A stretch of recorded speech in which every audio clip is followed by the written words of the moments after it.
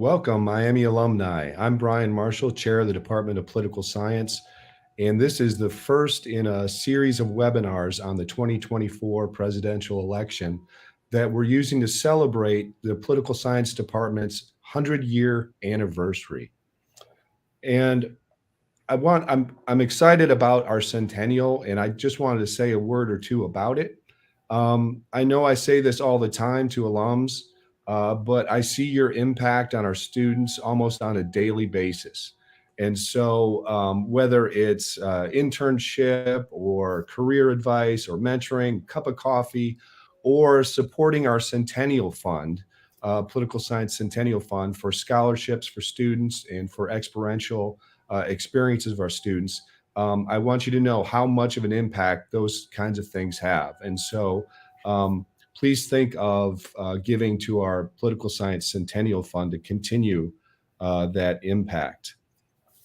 I have with us today my colleague and friend, Ryan Barilleaux. So many of you might recognize Dr. Barilleaux. Dr. Barilleaux's been at Miami since 1987. He received his PhD at University of Texas, Austin. And before he came to Miami, he taught for a few years at University of Texas, El Paso. Now, there's many accolades I could lay out about Dr. Barilleaux's career, and so I just want to lay out a couple as we begin. But Dr. Barilleaux served as chair of the Department of Political Science from 2001 to 2009. As a matter of fact, he did such a stellar job chairing the Department of Political Science. He chaired some other departments as well over the years. Dr. Barilleaux is one of our outstanding teachers. He has many teaching awards. So the ASG Outstanding Teacher Award, the Alumni Association's Effective Educator Award, University's Distinguished Service Award, among others. As a scholar, Dr. Barilleaux has had a stellar career. He's authored over a dozen books, a multitude of articles and op-eds.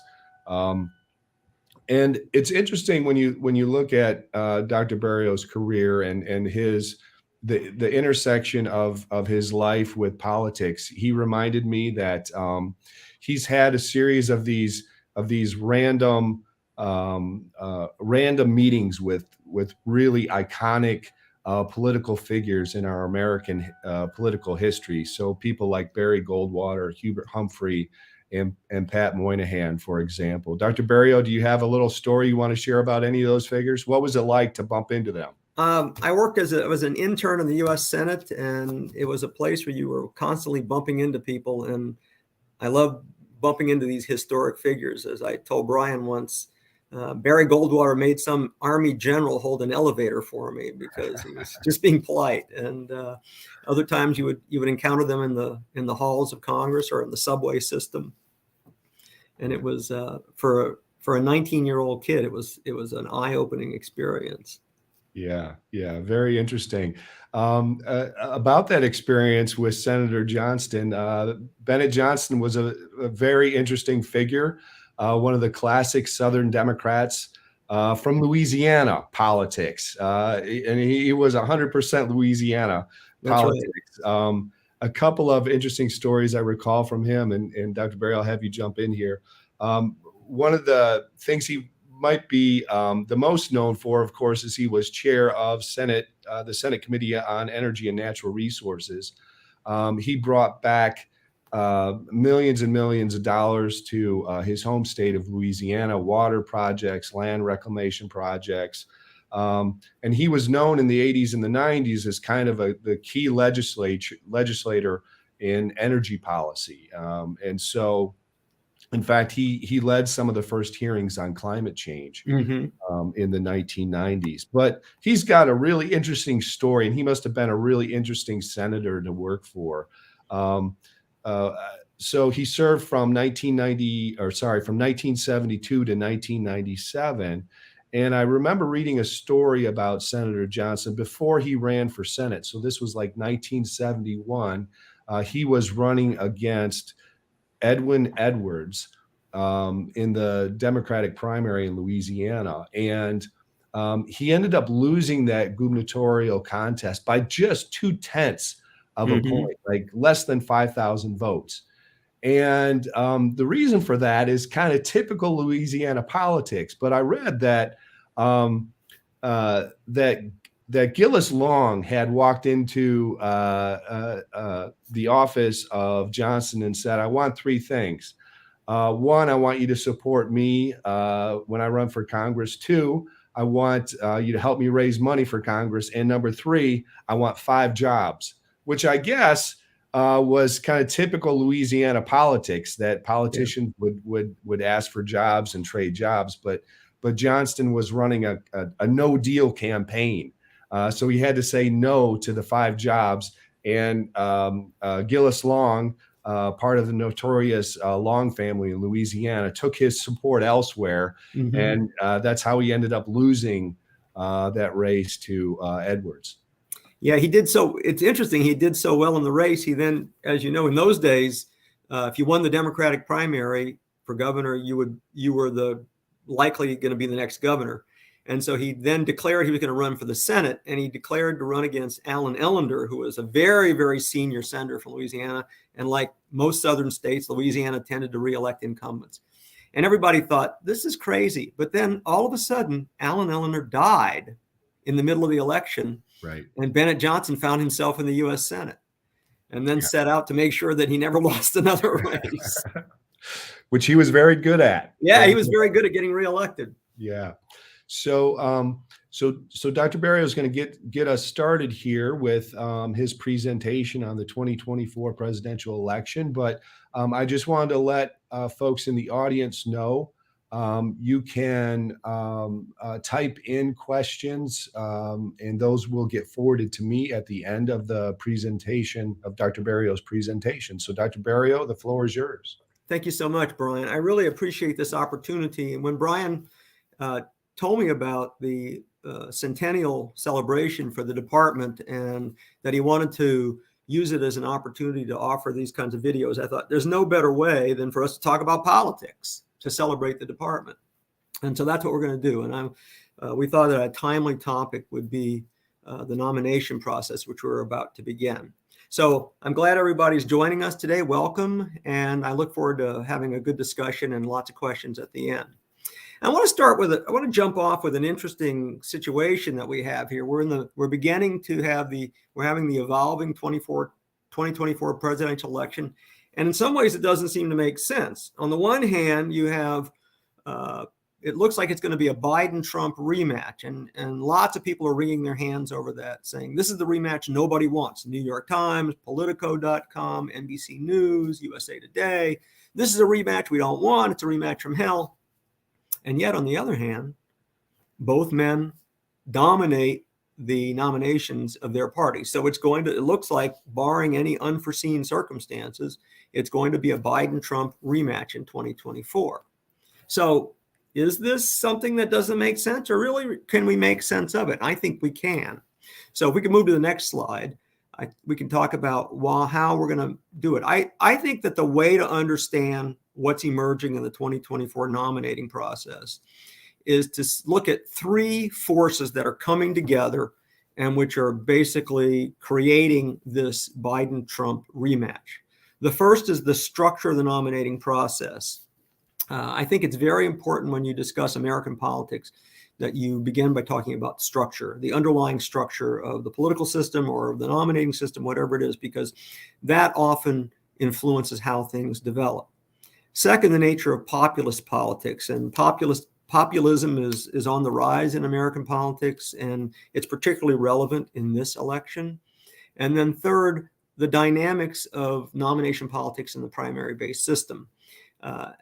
As some of you probably are aware, the nominating process we use today really only goes back to the early 70s, and it has developed certain dynamics of its own that if you understand those dynamics, then you can understand why nomination races tend to develop the way they do. So let me explain this. So let's go on to the next slide. And I'll first begin with a reminder. And I think this is a reminder. I know I have to remind my students of this, but I think I'll remind everyone else of this. There's a big difference between the party nominations and the general election. Party nominations is the process by which the two major parties nominate their presidential candidates. The nomination process in each party is shaped by party rules and state laws. And a lot of Americans forget that state laws go a long way to defining how the parties nominate candidates. There are some federal laws.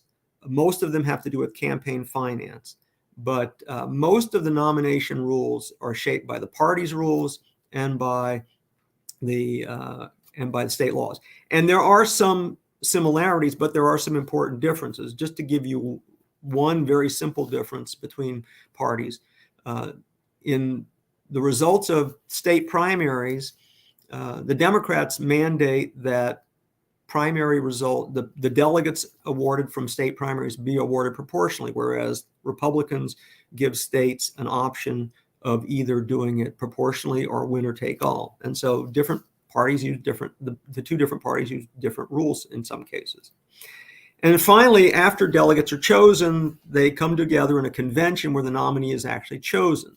But how are the delegates chosen? The delegates are all chosen through primaries and caucuses. This is a development since the 1970s. Before the 1970s, only some delegates were chosen through primaries and caucuses. Most were chosen through state conventions dominated by state and local party leaders.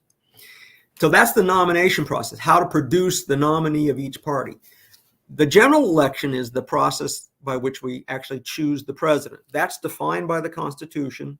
We have an election every 4 years. The election is always held on the first Tuesday after the first Monday in November. And we use the Electoral College system to determine who the winner will be. States then have the option to determine how they will choose their electors.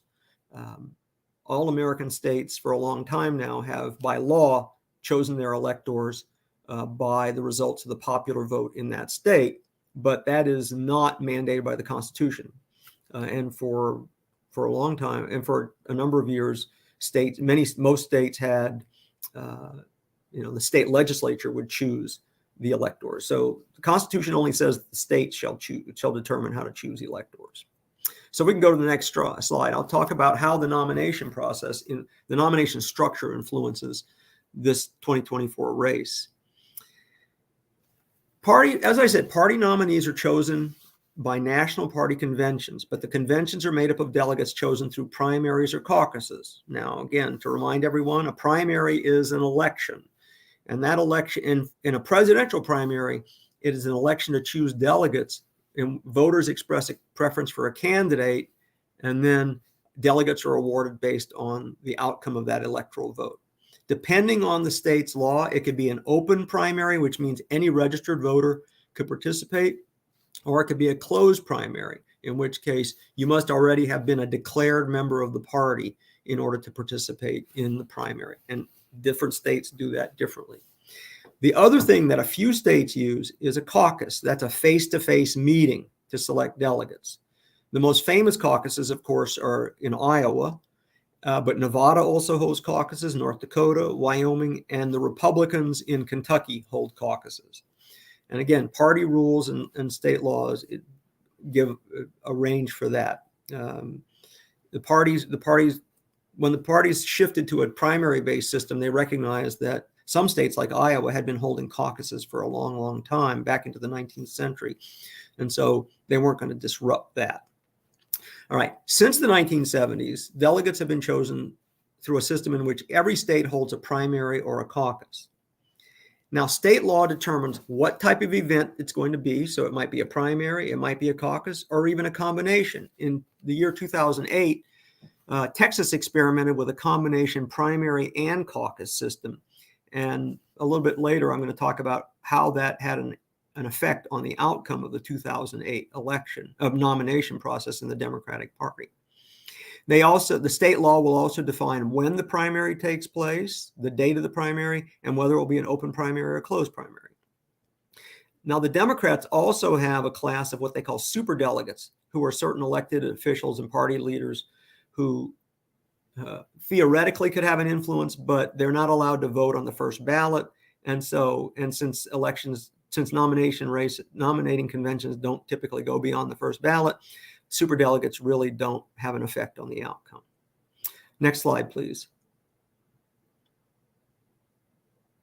So to continue with the structure of the process, party leaders are in a position to sponsor the process, and they can set certain rules, but party leaders cannot control who enters the race or who wins the nomination race.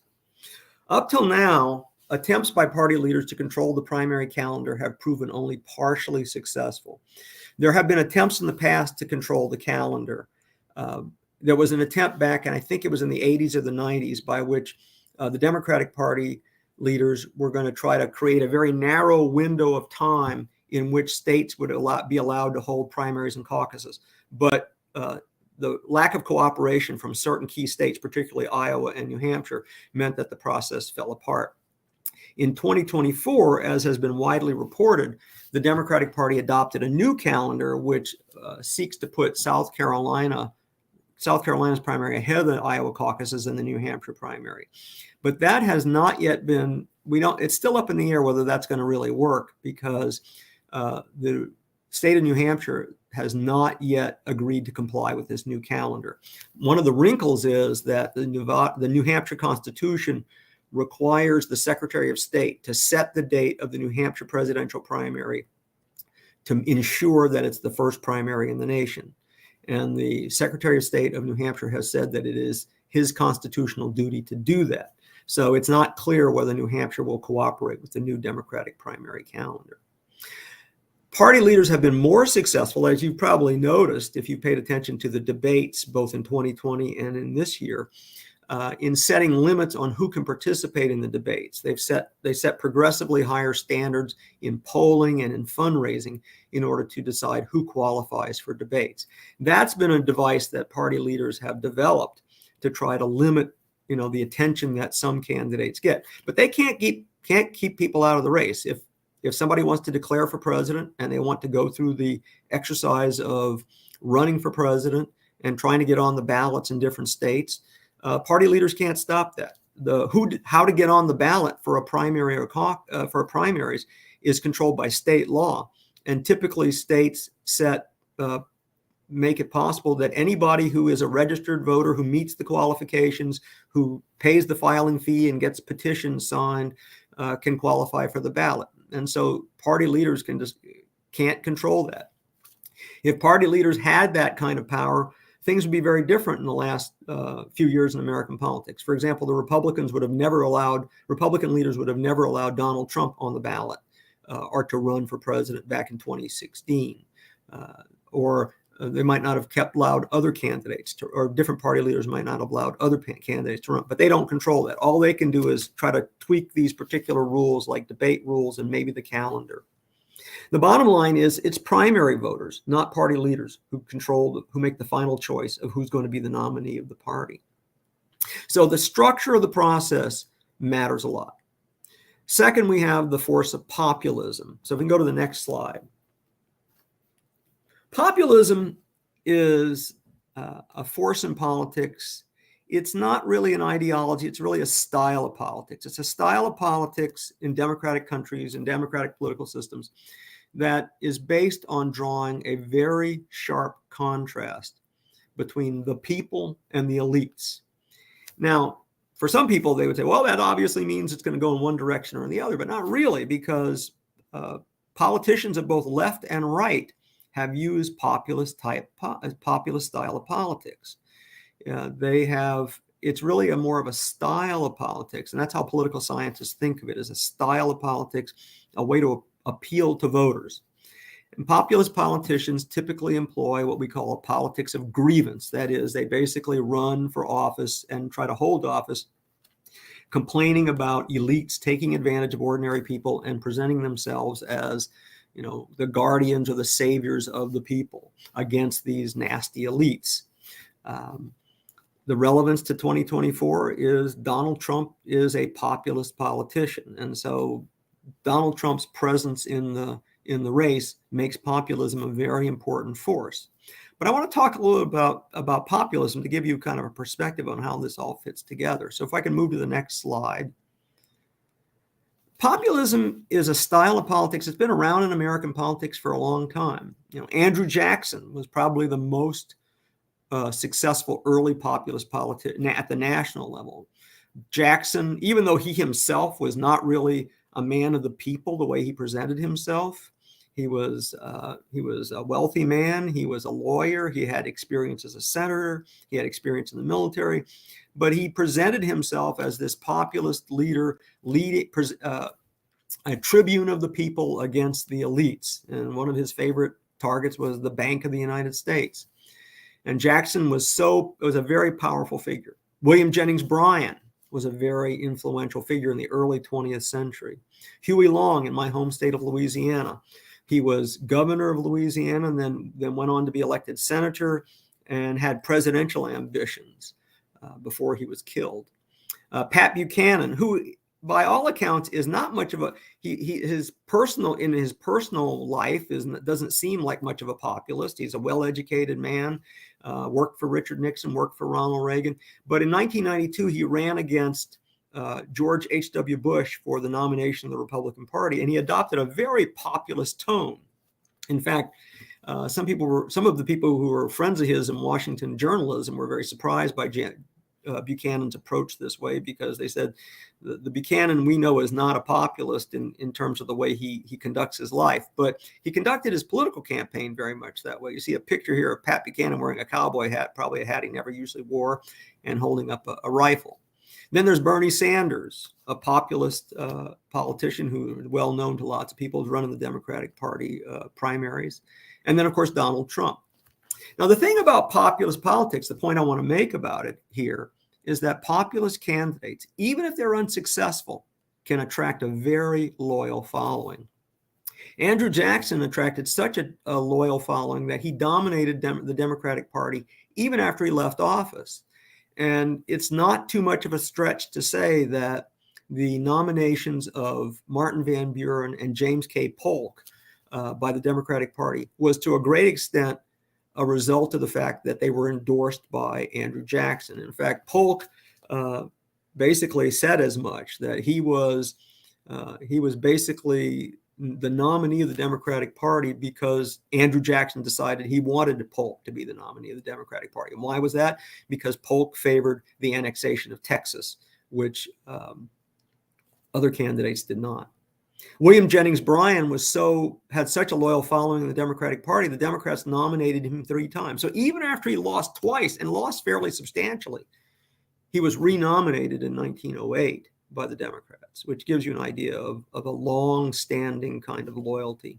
Huey Long was such a dominant force in Louisiana politics that for decades, the Democratic Party, which, as I said earlier, was, in those days was the only party that really mattered, was divided between 2 factions, the pro-Long faction and the anti-Long faction. And the pro-Long faction was a very populist kind of faction, and the anti-Long faction was not. And then finally, Donald Trump has a loyal following. Not only those diehards, those so-called no one but Trump folks, but even regular Republicans have embraced Donald Trump, which is kind of a surprise. If you go back, 20 years, you wouldn't think that Donald Trump would have that kind of following, but he does. So that's another factor that's important, that Trump, like many other populist politicians, is able to draw a very low base of support. Now let's move to our third force, and that is the dynamics of nomination politics. Nomination politics have a dynamic all their own. The first thing you have to understand about the nomination race is it's a marathon. It takes a long time. It's basically the view of most people who observe national elections and political scientists that the race for the nomination of a party for president begins immediately after the previous midterm election. So the 2024 nomination race really began in about December of 2022, because in November 2022 we had the midterm elections, and then shortly after that, Donald Trump declared he was running for the White House. In fact, Trump actually wanted to declare before the midterm elections, but he was persuaded by Republican leaders that declaring before the elections, the midterms, would be a distraction. And so pretty much it's those midterm elections would create a kind of break point. After those last midterm elections, then the nomination race will typically begin. It tends to be going through a kind of quiet phase, but it does heat up, and we're already seeing it heat up right now. Here we are in 2023. It is still more than a year before the election, and the race is on. Now, to give you some perspective, in 1960, when John Kennedy decided to run for the Democratic nomination, he didn't declare until January of 1960 that he was a candidate for the nomination of the Democratic Party. That just gives you some idea that in those days, the nomination race was much shorter. But nowadays, it's definitely a marathon. And marathon is right. You have to, it's easy to enter. It's easy to declare you're running for president. The hard part is sticking it out during this marathon, because you have to maintain a paid staff in several states for months before the primaries begin, which means you have to have cash to keep them going. And if you look at the 2020 race, you'll see that several Democratic candidates dropped out in 2019. They didn't even make it to the year 2020. They dropped out. They started early and they dropped out early. Few of them lasted past March of 2020. So the nomination race is a marathon that requires that you be in for the long haul if you're going to be successful. This is why one commentator has said the nomination process favors the unemployed and the underemployed.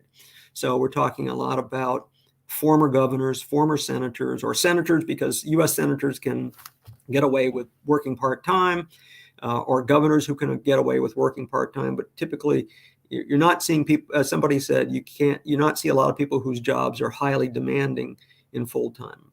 For example, you see Governor DeSantis, who's running for the Republican nomination this time around.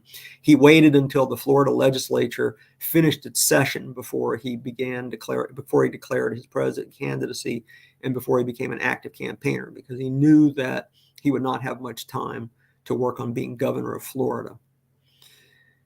The second thing is the importance of being front runner. One thing we've learned in the way the nomination process has evolved since we adopted this primary-based process in the early 70s is that in every nomination race, a clear front runner has emerged and has gone on to win the nomination.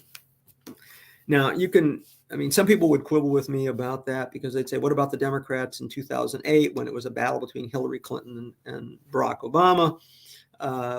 I would say, actually, Obama pretty much emerged as a front runner, and Clinton was an alternative. But while she did do very, very well, she never managed to stop Obama.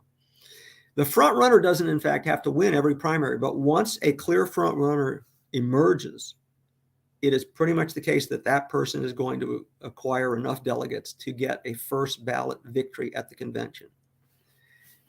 An alternative to the front runner doesn't really matter. And this happens, in 1984, Gary Hart emerged as the alternative to the front runner, Walter Mondale. Didn't matter. Hart didn't get the nomination. In 2016, you can talk to Ted Cruz. He tried to be the alternative to Donald Trump. He was the last man standing after everybody else fell by the wayside as the alternative to Donald Trump. Didn't do him any good. Once the dynamic is that once a clear front runner emerges, the clear front runner is going to win the nomination. This also raises an issue which I like to talk about, the myth of the brokered convention.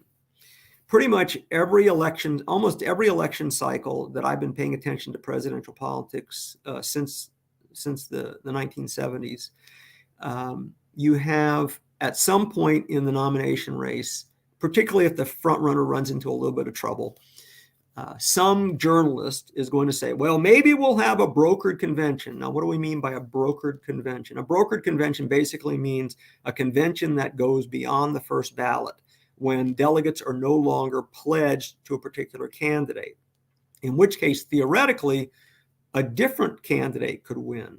And a lot of this harkens back to those days in the 19th century and the early 20th century when for one thing, the rules were very different, and candidates got the nominees of a party weren't necessarily the winners on the first ballot, and some conventions famously went on for multiple ballots before they arrived at a choice of a nominee. And sometimes the choice of the nominee was a compromise choice who was not really one of the main competitors.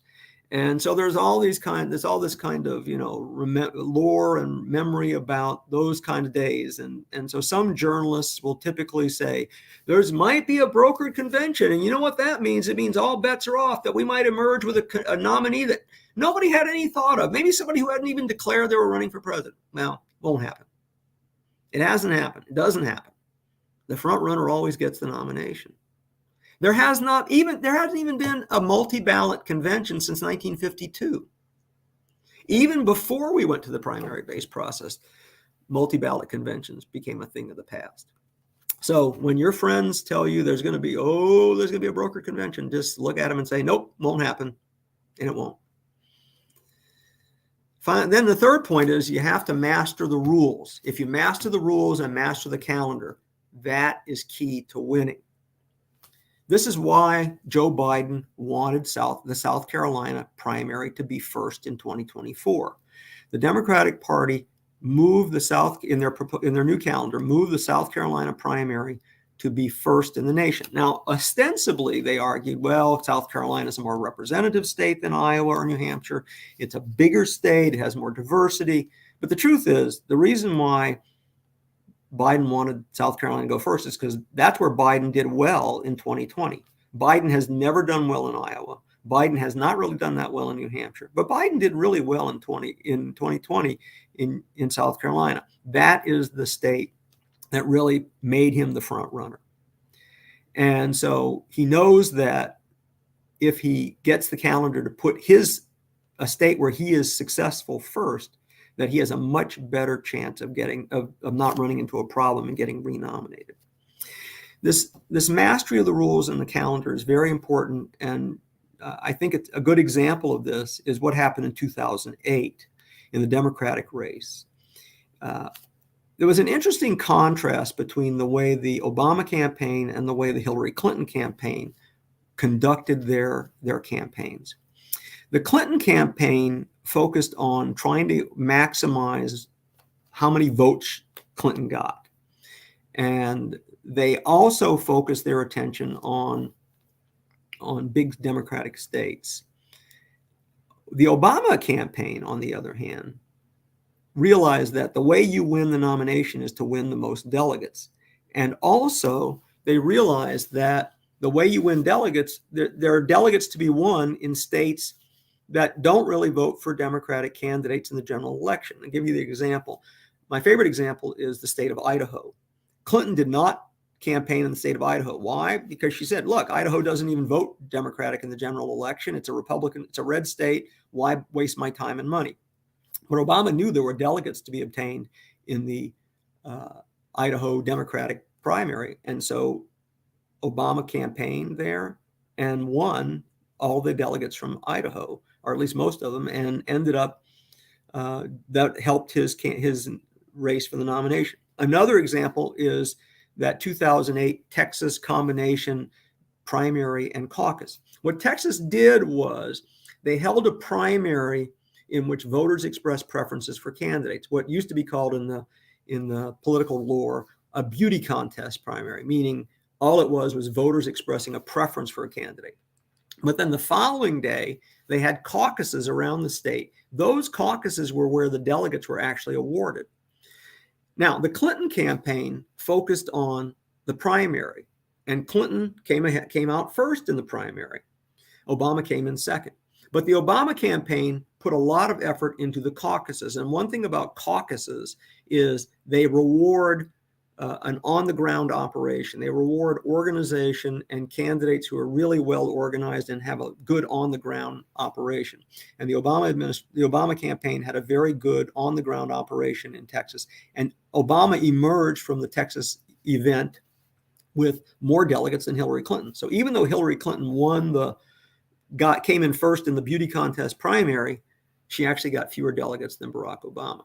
So the Obama campaign did a very shrewd move of mastering the rules and mastering the calendar to make sure that Obama would keep picking up delegates in the best way possible and maximizing his delegates, which is why eventually it got to the point where there was nothing Clinton could do. Even if she won primaries, it didn't do her any good because Obama had acquired enough, because with proportional awarding of delegates, even if Obama came in second in some primaries, he continued to pick up delegates and eventually had enough delegates to win a first ballot nomination, which is what he did.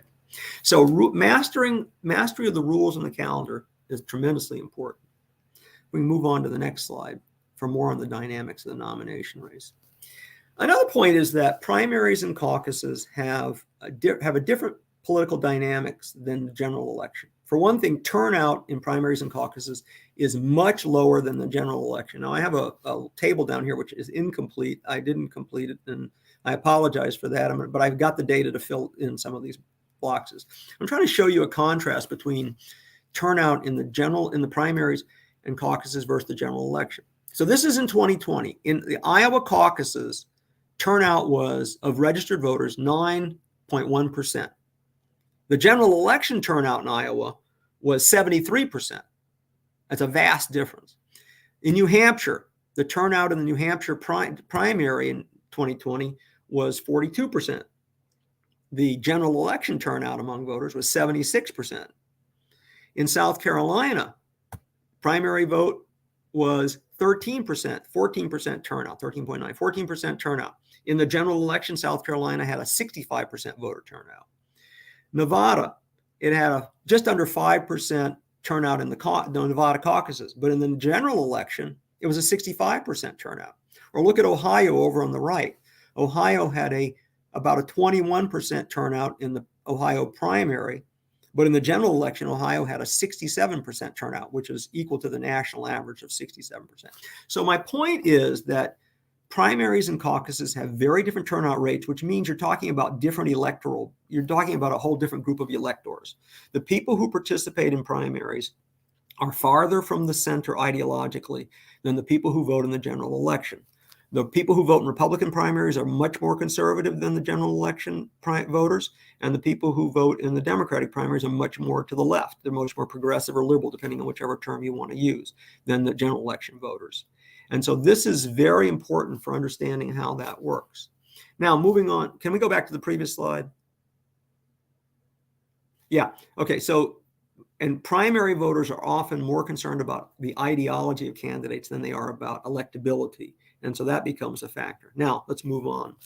So another factor that plays a role in the dynamics in nominations, is the power of incumbency and the limits of incumbency.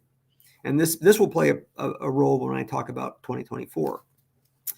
Incumbents who want a second term get renominated. That's a fact of American history. Only once was an incumbent president not renominated by his party, and that was Franklin Pierce in 1856. All other presidents who wanted to be renominated got renominated. So, and why do presidents want to be renominated? Typically because they understand that for whether it's true or not, people interpret a second term as proof of success. I mean, I know presidents interpret a victory in a second term as proof of their success. It was famously said about Richard Nixon famously said that he wanted to end his political career with one more victory than defeat. And when he ran for re-election in 1972, his big landslide victory he saw was a vindication of his political career, though we know it didn't turn out very well. However, although incumbents get renominated, a serious challenge to that renomination can lead to defeat in the general election, because a serious challenge to renomination of an incumbent president is a sign that the party is divided. Look at what happened to Gerald Ford in 1976. He got a serious challenge from Ronald Reagan.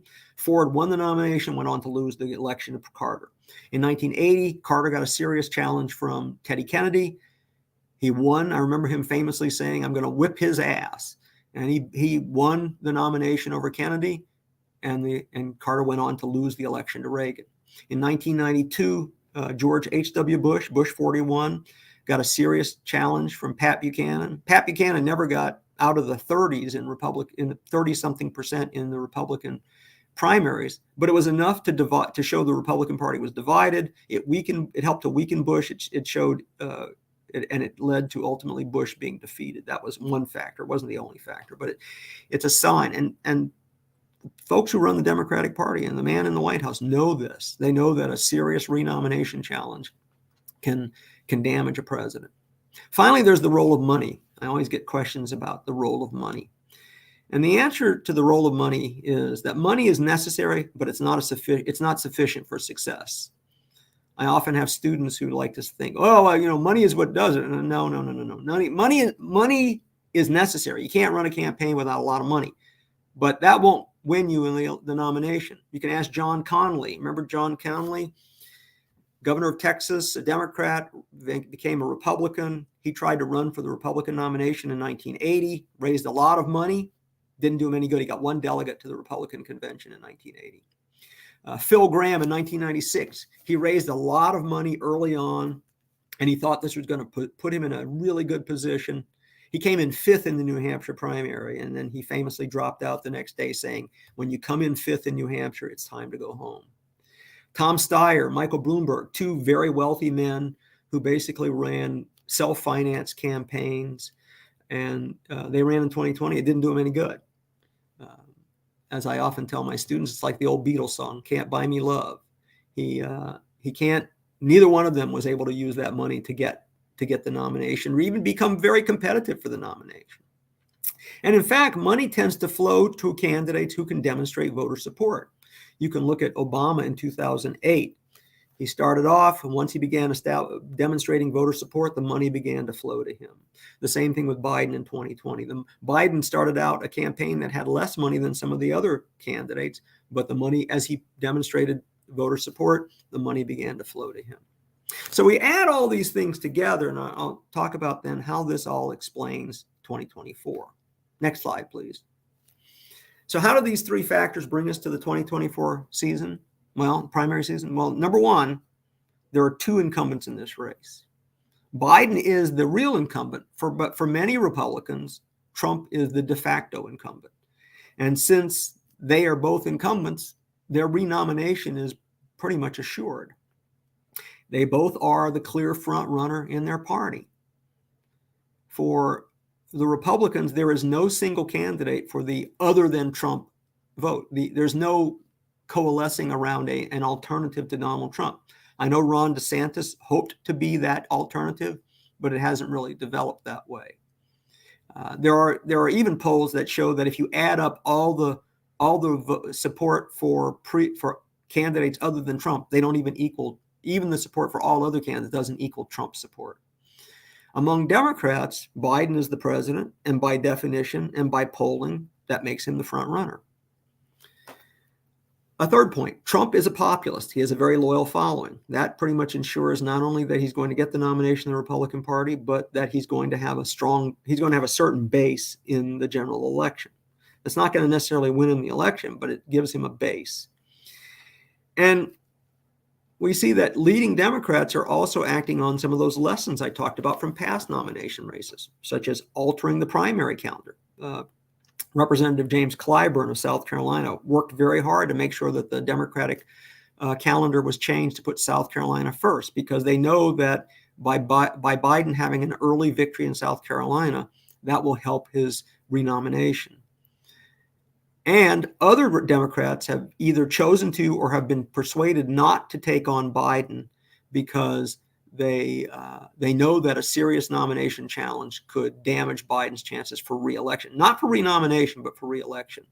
Gavin Newsom, I know, made a lot of noises about potentially running in 2024, but then all of a sudden decided not to do that. And I think he was persuaded that the best he could do is not to take the nomination away from Biden, but to damage Biden in the general election. So to wrap it all up, if we go to the next slide.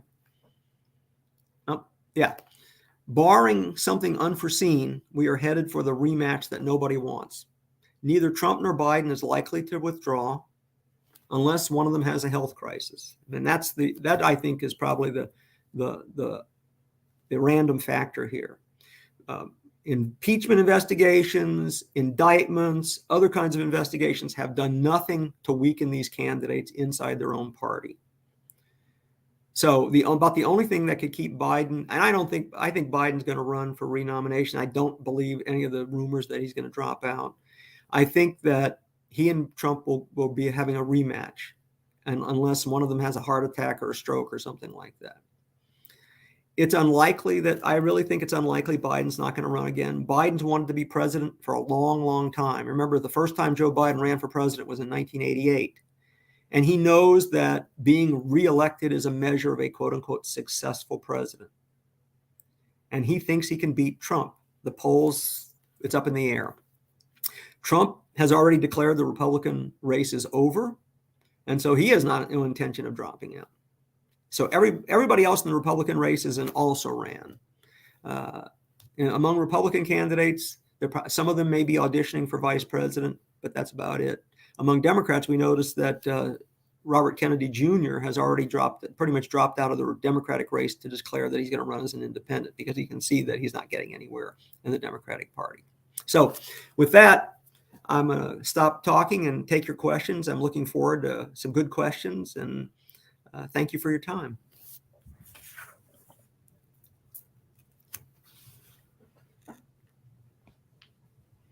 That was great, Dr. Barilleaux. Any questions for us?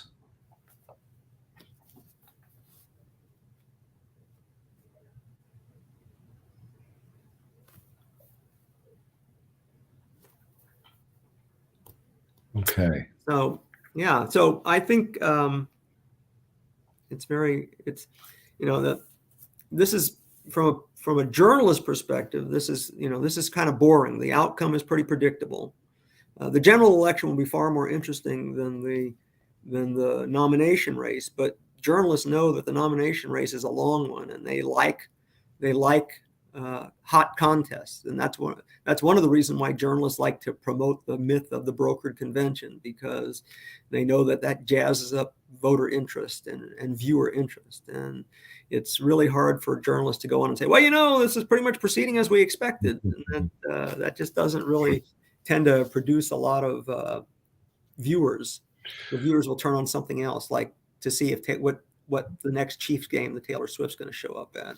Ryan, have you been at all surprised that that none of the other Republican candidates at the debates have really teed off on Trump? I mean, he's not there to defend himself. I'm not surprised. They're afraid of Trump's voters.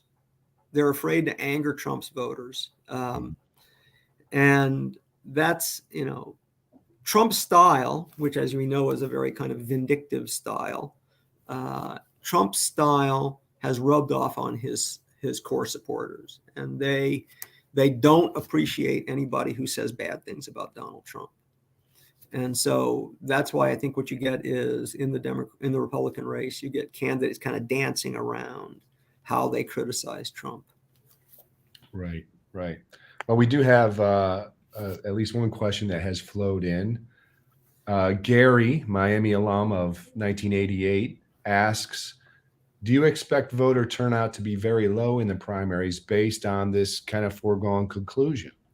I think that's correct. I think that there will be very low turnout. Turnout is already typically low in primaries. I think it'll be especially low. A lot of voters aren't going to bother going to the primaries.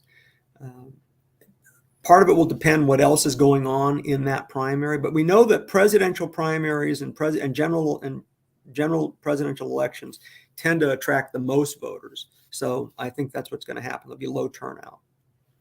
So another question from Kate, Miami alum, 1994, is asking for you to talk a little bit more about a third-party candidate that could enter the race and take away votes from Joe Biden. There's been a lot of speculation about a third-party candidate, and I think that's a great question. But the thing about, as I like to point out about third-party candidates, if you look at the history of third-party candidates, right now, the main possibility of a third party comes from a group called No Labels, which is a group made up of a number of people, some with political experience, Some just, I mean, some with actually have held public office. Some are just interested people. But it's a peculiar way to try to produce a third party, because if you look at the history of third parties, particularly since the beginning of the 20th century, the most successful third party candidates have been candidates who lead a breakaway faction of one of the two major political parties. Now, I know some people like to say, well, the Republicans started out as a third party, but remember, what you have to remember is the Republican Party emerged essentially from the ashes of the Whig Party, which collapsed in the 1850s. And so it was so unless one of the two major parties was to actually fall apart, that would change things very much. But neither party shows any signs of doing that. So what you have to deal with is the fact that the most successful third party candidates have been represented leaders of a breakaway faction. And so, of course, who's the most successful third party candidate in American history? It was Teddy Roosevelt, running in 1912. He had promised not to run for re-election in 1908 because he was observing he had served most of McKinley's second term. He got elected in 1904, so he had basically 7 years, almost 8 years in the presidency. And observing the two-term tradition, he promised not to run in 1908. So he left the presidency, pushed for Taft as his replacement, went off to Africa on safari, and comes back, and he's not very happy with what Taft's doing. But the big thing, it wasn't so much that he just disagreed with Taft, is Teddy Roosevelt just loved being president, and he wanted to be president again. And so at the Republican convention in 1912, he tried to get the nomination, but all the regular Republicans voted for Taft, and Taft won the nomination. So Roosevelt got up, walked out of the convention with a bunch of his supporters, and formed as we know it to history, is the Bull Moose Party, the Progressive Party. And he won, and he divided the Republican vote and came in second in the election of 1912. That's the best any third party candidate has done.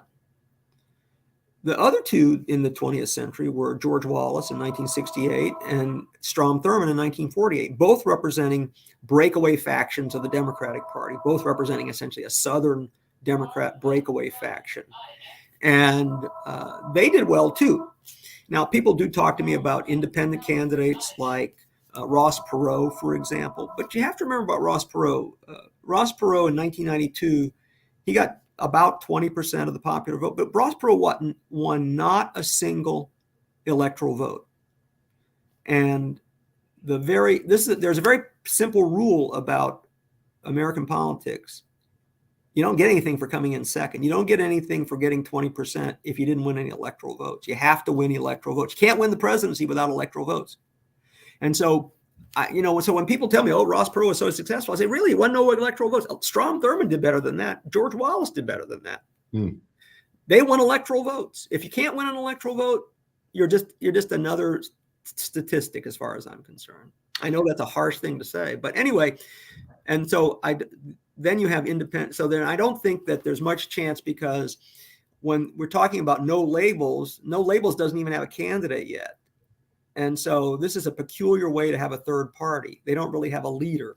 If they nominate somebody like Joe Manchin, I don't see that as really a real effort. I don't think that's going to be a successful effort, because Manchin doesn't really represent some breakaway faction of the Democratic Party. He's kind of an outlier in the Democratic Party. There's not a lot of Democrats who are going to go with him.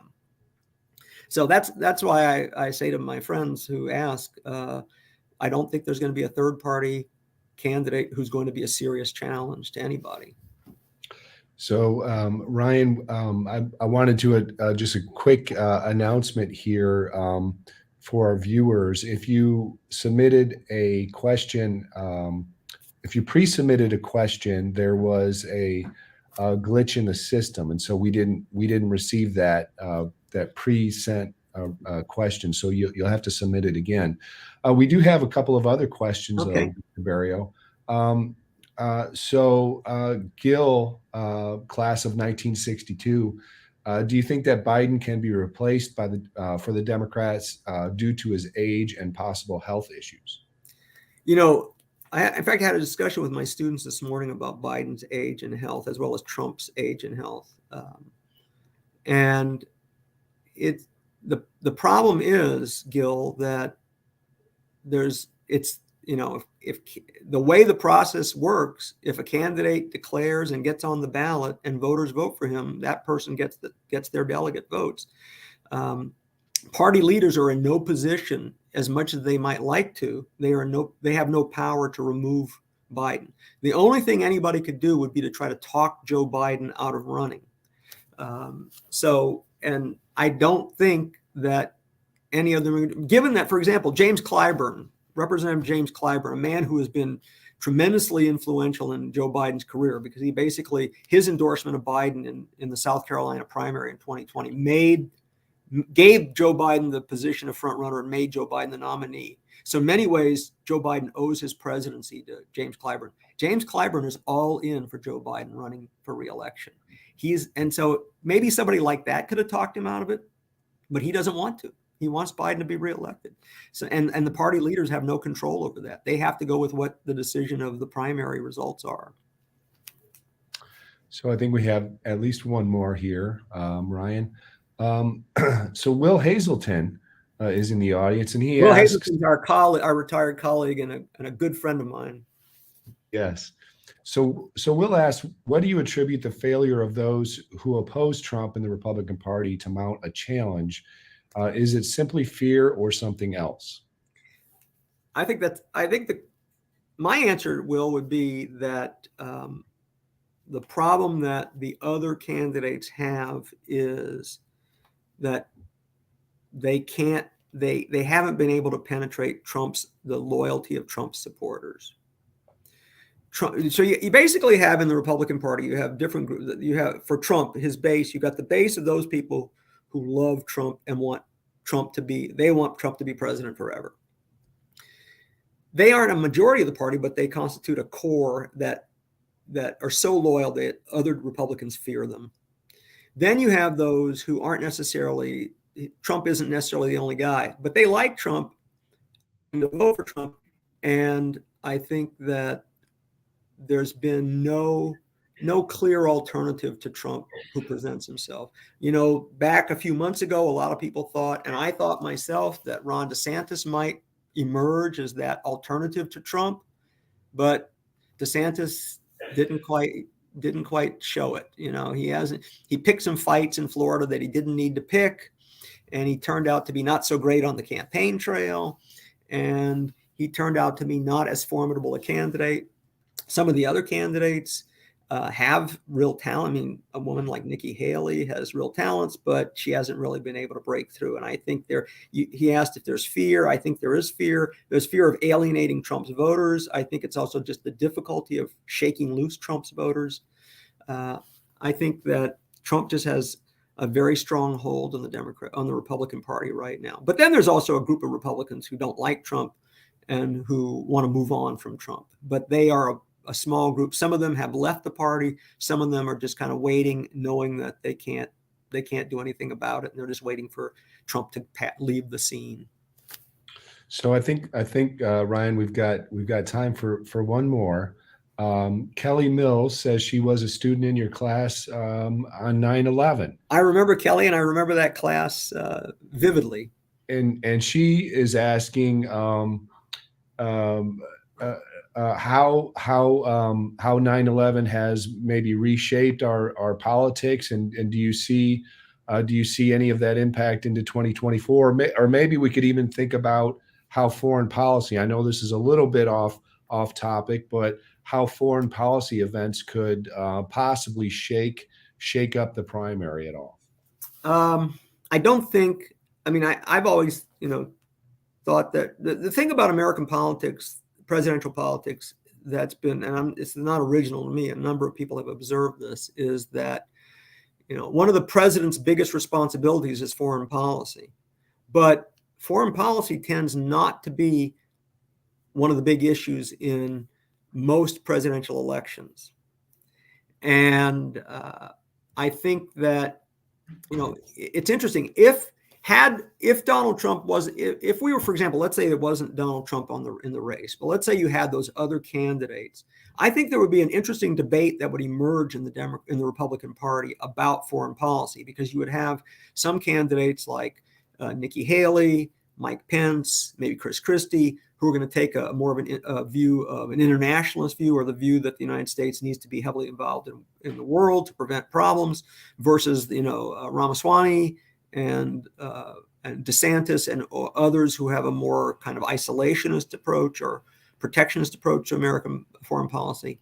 But that debate's not going to take place. I know there have been some fireworks on the debate stage, but that debate's not really going to take place because Trump is the nominee, is going to be the nominee, and his views on foreign policy, which tend to ally with the more isolationist perspective, and these are just shorthand terms, is going to dominate the Republican Party. Okay. Well, that's perfect. And we're right on cue. I think we're out of time. It's been great having really enjoyed this. Thank you very much. These wonderful questions from our alums. I just wanted to mention, for those of you out there, the next webinars with Brigham McCown, Miami alum, 1988, the 2024 presidential election, how predictable could it be? So that's our next webinar is going to be November 15th at noon. So until next time, love and honor. Thanks very much.